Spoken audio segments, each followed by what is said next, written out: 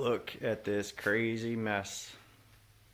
I swear I clean this garage every other day and it just gets tore up over and over and over. Oh, almost showed too much right there. That's still coming in another video. Hey y'all. So, you got a nice view of my garage and how easy it gets tore up. That's not what this video is about though. This video is going to be about showing you how to actually print on wood. That's right, you can print from your regular home printer and transpose it straight to wood. If you stick around, I'll run you through that video and that whole process, how to get it done. Once again, thanks for watching. I'm using Adobe Photoshop to create the image that I want to put on the wood. Whether you use Adobe Photoshop or you already have a photo you want to use, it's important that you make sure you invert the photo. If not, you'll end up printing it backwards. Sometimes it's not that bad, but when you're dealing with words, you won't be able to read them unless you look at it in a mirror. Here, I'm prepping my wood, I'm getting it ready, cutting it down to size, taking the time, I'm rotting it, and I'm going to sand it. If you don't have these tools to do this yourself, don't worry. Just go to Hobby Lobby or Michael's and pick up some of their pre-cut stuff. Buy some sandpaper to sand it by hand. You want to make sure it is nice and smooth. After you get it nice and smooth, you want to get some pre-stain and pre-stain the wood following the directions on the can. This pre-stain helps prevent the ink from spreading and making your image blurry. So I'm about to print on this palette paper. I found this stuff works pretty good. I have to order it offline. I think I got it from Joann Fabrics or one of those craft stores that we don't have here in North Carolina. So I just ordered it off Amazon. It comes in. It works great. If you don't want to order this and you have label maker papers laying around, you can actually take all the paper off and use that wax side of that paper to print on.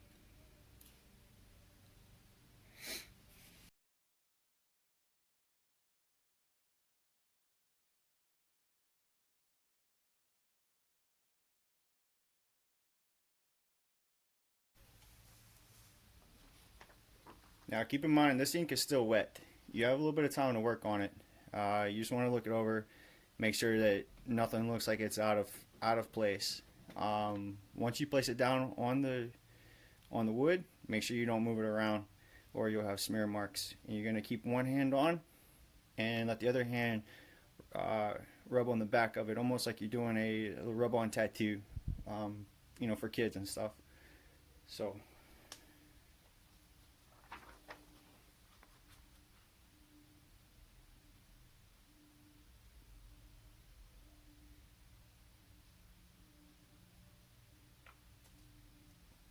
remember, one hand down, let the other hand rub. Make sure you don't go too fast and accidentally bring the paper up, or you'll have to sand it off and start all over.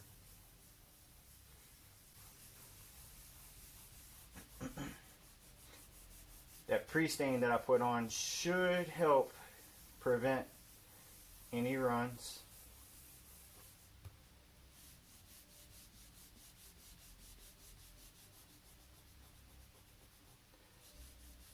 Take your time.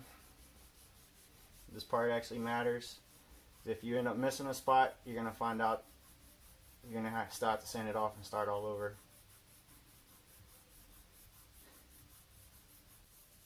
Just trying to let the ink set into the wood. And then if everything goes good, you have a nice image transposed. It just so happens that this is more gray tones, but you could do all different kinds of colors, pretty much anything. You saw me in the beginning use Adobe Photoshop. You don't have to use that.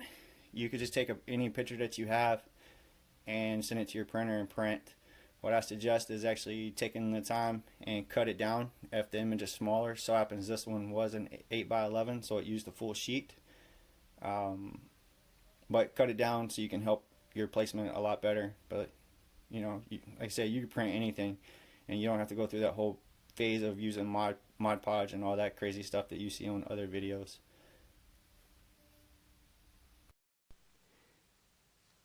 Here, I'm adding my final touches. I'm going to torch the wood, get a nice, beautiful burn to it.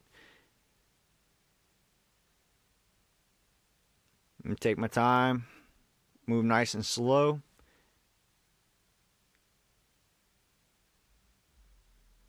And make sure I don't sit too long in one spot. You can burn through the image. It won't affect ink too bad unless you overburn it. But what I like to do is kind of burn around it. It helps kind of highlight the image. But it all depends on what look you're actually going for.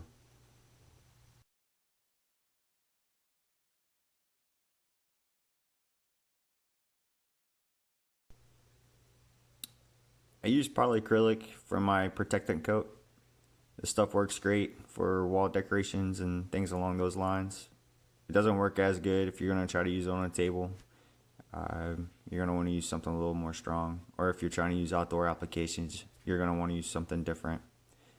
The can says 3 light coats, and 3 light coats is all it really takes to get a nice, beautiful finish. Just remember, however many coats you do, that last coat that you do before your final coat, do a sanding of about 320 grit or better, and you'll have a nice smooth finish when you're all said and done. That's going to wrap it up for this video. I appreciate your time. I hope you enjoyed watching. Until next time.